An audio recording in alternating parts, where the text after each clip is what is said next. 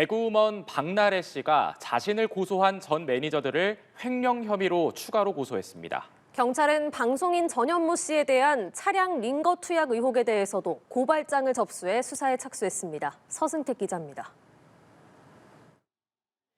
전 매니저의 폭로로 각종 의혹에 휘말린 개그우먼 박나래 씨.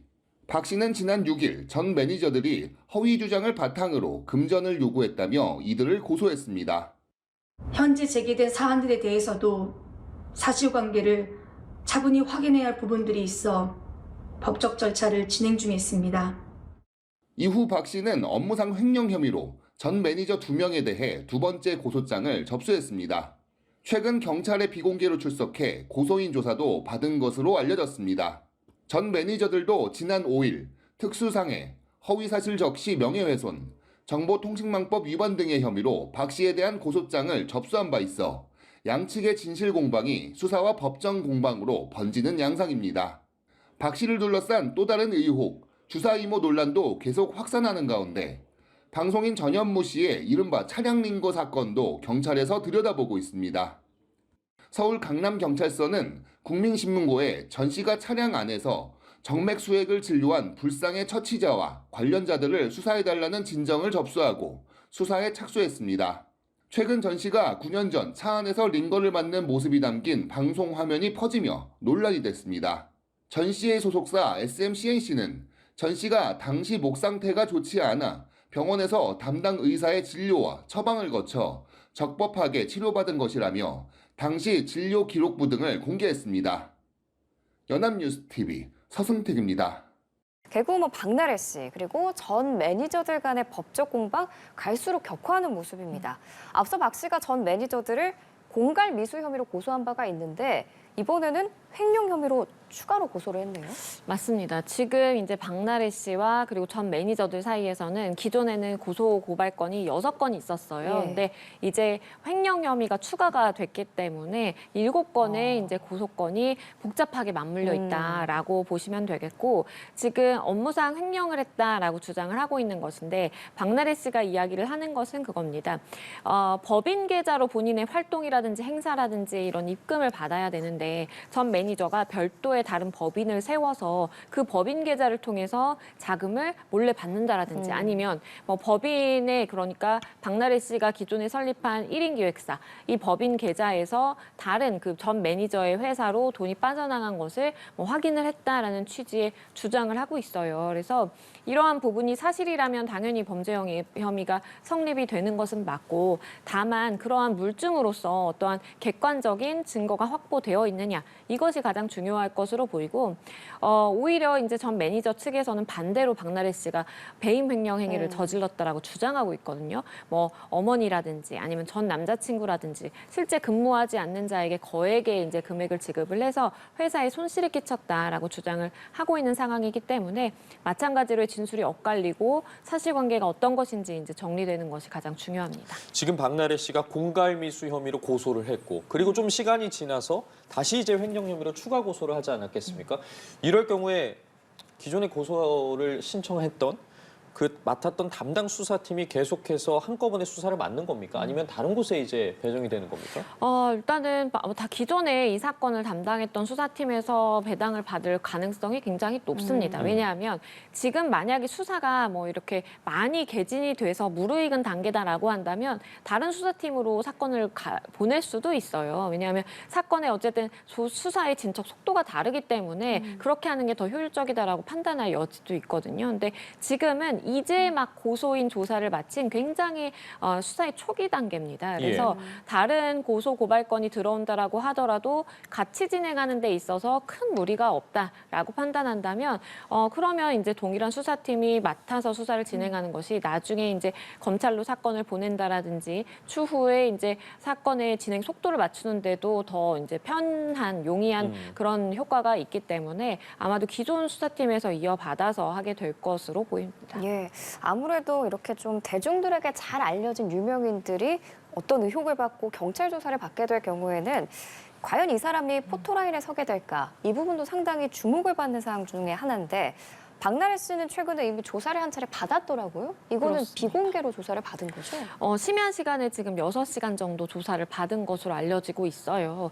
용산서에서 이제 받았고 본인이 고소한 사건은 용산서 그리고 본인이 이제 고소를 당한 사건은 강남서에 있기 때문에 네. 지금 용산서에서 조사를 받았다라는 것은 고소인 신분으로 이제 조사를 받은 것입니다.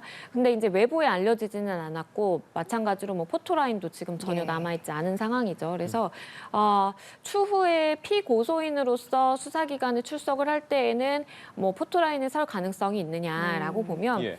물론 이것이 이제 비공개 조사가 아니라든지 아니면 비공개라고 하더라도 언론에서 입수를 해서 이제 알게 될 가능성도 있는데 그럴 때에는 사실은 피치 못하게 카메라 앞에 서게 되는 일이 발생할 수도 있습니다. 근데 원칙적으로 이제 경찰에서 꼭 반드시 포토라인을 마련해줘야 되는 건 아니고 오히려 경찰의 이제 내부 규칙이라든지 준칙을 보면 뭔가 질서 유지라든지 뭐 안전상의 필요성을 위해서 이렇게 뭐 라인 정리를 하고 그런 거는 가능하지만 예. 원칙적으로 본인이 원치 않고 그리고 뭐 굳이 이렇게 외부에 포토라인을 세워서 뭐 입장 발표를 해야 된다라든지 이럴 필요성이 없다라고 한다면 그냥 일반인들 이제 조사를 받는 것처럼 오히려 아니면 비공개로 하는 것이 더 낫다라고 판단될 수 있거든요. 그렇기 때문에 추후에 경찰서의 이제 대응에 따라서 좀 달라질 수 있다라고 보여집니다. 예, 그렇군요. 자, 그리고 이런 가운데 박나래 씨와 전 매니저들의 법적 분쟁이 민사에서도 지금 이어지고 있습니다. 내용이 좀 복잡합니다. 이 부분에 대해서 좀 여쭤볼 텐데 법원이 지난 19일이었습니다. 박나래 씨 자택에 대해서 가압류를 신청한 이 전 매니저에게 담보 제공 명령을 내렸습니다. 그리고 공탁금 지급을 요구를 했는데 이게 어떤 의미인지도 궁금하고 일각에서 이 공탁금 지급을 요구한 게 곧 가압류 신청을 좀 인용하겠다라는 의미가 아니냐라는 해석도 나오더라고요. 풀어 설명을 부탁드리겠습니다. 네, 인용을 하게 될 가능성이 있다라고 이제 판단이 됩니다. 왜냐하면 담보 제공 명령이라는 것은 우리가 내가 소송을 제기를 하면서 혹시나 내가 손해배상을 받아야 되는데 그 사람이 재산을 다 뭐 탕진하거나 써버리면 안 되니까 미리 재산에 압류를 걸어놓는 것이거든요. 예. 그런데 그러한 누군가의 재산에 가압류를 한다라는 것은 굉장히 재산권 침해를 발생시킬 수 있는 일이기 때문에 그래서 신청한 사람에게도 당신도 일부 공탁금을 내서 담보를 제공하라. 그러니까 그러한 신청 취지가 정말 진실한 것인지 아니면 본인이 그러한 담보 제공을 하면서까지 이것이 꼭 필요한 것인지를 재판부가 이제 보겠다, 법원이 보겠다라는 것이고요. 일반적으로 이제 담보 제공 명령이 있다라는 것은 가압류를 일단 받아들일 요건이라든지 이런 기본적인 사항들이 좀 충족이 된다라고 판단을 해볼 수 있겠습니다. 그래서 지금 이제 전 매니저들이 이렇게 공탁금을 법원에 내게 되면 담보 제공 명령에 따라서 담보 제공이 된 것이기 때문에 그러면 그 이후에는 박나래 씨라든지 아니면 다른 이제 재산에 뭐 집이 아니더라도 다른 재산에 이렇게 압류가 될 수가 있는 상황입니다. 근데 이 가압류 신청된 박나래 씨 자택 가치가 약 49억 원 정도로 알려졌는데 이런 어떤 재산의 가치에 따라서 매니저들이 내야 할 공탁금 규모도 바뀌는 거예요? 자산의 가치로 따질 수도 있지만 일반적으로는 본인이 어쨌든 내가 뭐 1억의 손해배상을 받아야 되겠다 예. 아니면 뭐 얼마에 받아야 되겠다라는 그 금액이 있으면 그 금액에 이제 준해서 이렇게 판단을 하게 됩니다. 일반적으로 뭐 10에서 30% 정도 이렇게 담보 제공 명령이 나오게 되고 만약에 이제 재산권 침해라는 측면에서 이 초점을 맞춰서 본다라고 한다면 그 압류되는 재산의 가액을 기준으로 할 수도 있겠지만 일반적으로 한 10%에서 뭐 30% 정도다라고 생각을 해주시면 되겠고 네.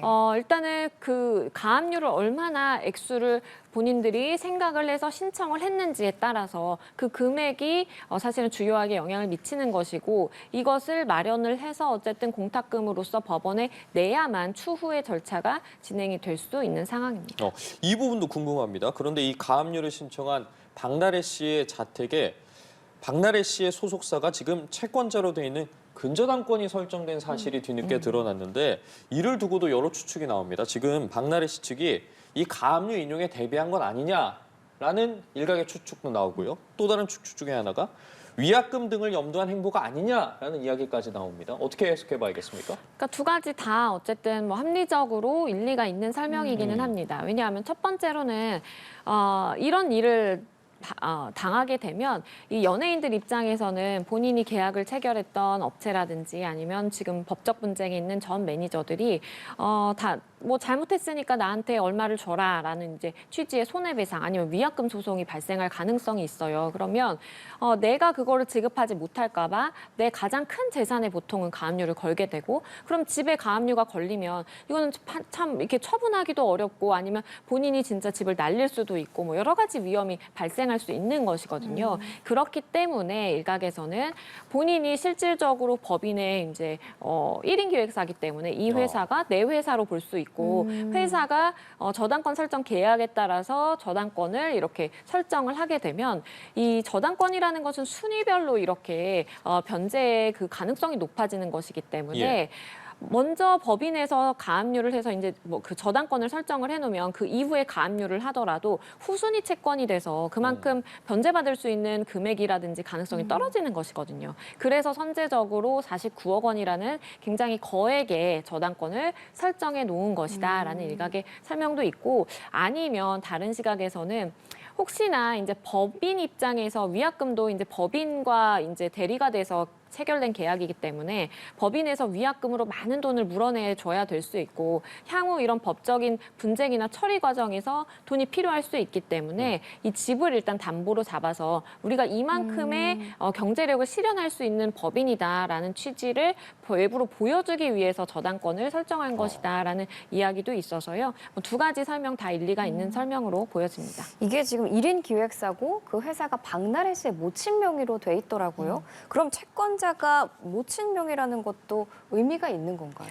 일단은 뭐 대표가 이제 모친인 예. 것이고 저당권 설정을 한 것은 이제 법인으로 보여요. 그렇기 때문에 일단 대표가 모친이니까 사실상의 이제 법인의 어떤 법률 행위의 대표자가 될 수 있는 것은 맞지만 그렇다라고 개인으로 봐서 뭐 모친과 박나래 씨 사이에 어떤 채권 채무 관계가 있다라든지 아니면 모친이 원하면 마음대로 이걸 어떻게 예.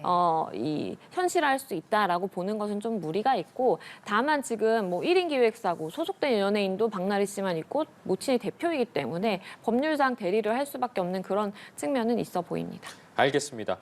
개그우먼 박나래 씨가 자신을 둘러싼 갑질과 불법 의료 행위 의혹들에 대해 입을 열었습니다. 박나래 씨는 한 유튜브 채널을 통해 법적 절차가 진행 중이라며 상황을 전했습니다. 이화영 기자입니다. 최근 제기된 사안들로 인해 많은 분들에게 걱정과 피로를 누린 점 무겁게 받아들이고 있습니다. 개그우먼 박나래가 전 매니저들의 폭로 이후 12일 만에 한 유튜브 채널을 통해 얼굴을 드러냈습니다. 앞서 전 매니저들은 박나래의 갑질과 불법 행위 등을 주장하며 특수상해, 허위사실 적시 명예훼손 혐의 등으로 고소했고 이에 박나래도 공갈 미수 혐의로 맞고소한 상황. 경찰이 최근 박나래 피소 건이 5건, 박나래 측에서 고소한 건까지 총 6건을 수사 중이라고 밝힌 가운데 박나래도 현재의 상황을 전했습니다. 사실관계를 차분히 확인해야 할 부분들이 있어 법적 절차를 진행 중에 있습니다. 이 사안은 개인적인 감정이나 관계의 문제가 아니라 공식적인 절차를 통해 객관적으로 확인되어야 할 문제라고 판단하고 있습니다. 전 매니저들과의 분쟁 외에도 박나래는 일명 주사 이모에게 불법 의료 서비스를 받았다는 의혹이 제기된 상황입니다. 증폭되는 의혹에도 박나래는 추가 입장은 없을 것이라고 예고했습니다. 더 이상의 논란을 만들지 않기 위해 이 영상 이후로는 관련 말씀을 드리지 않도록 하겠습니다. 박나래는 당분간 모든 활동을 멈추고 법적 절차를 진행하겠다며 해당 논란과 관련해 사실상 마지막 입장을 남겼습니다.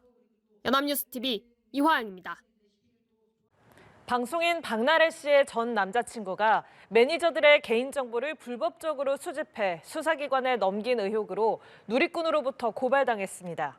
오늘 경찰에 따르면 서울 용산경찰서는 박나래 씨의 전 남자친구 A씨의 개인정보보호법 위반 혐의에 대한 고발 사건을 접수했습니다. 이 누리꾼은 최근 유튜브 채널 연애 뒤통령 이진호에서 제기된 의혹이 사실인지 철저히 수사할 것으로 요청하고자 고발을 진행했다고 전했습니다. 경찰은 고발 내용을 검토한 뒤 자세한 경위를 조사할 예정입니다.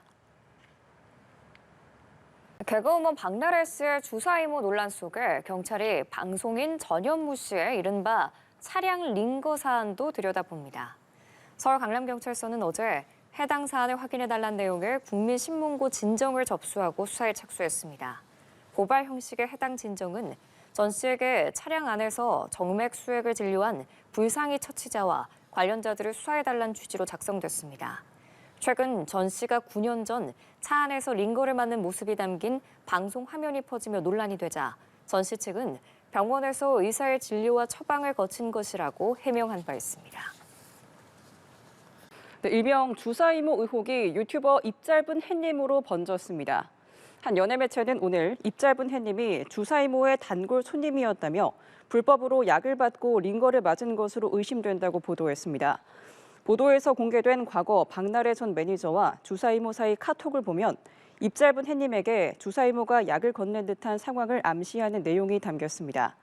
입짧은 햇님은 주사 이모가 일하던 병원에서 붓기약을 받은 적은 있지만 다이어트 약과 링거는 관계없다며 부인하는 것으로 전해졌습니다.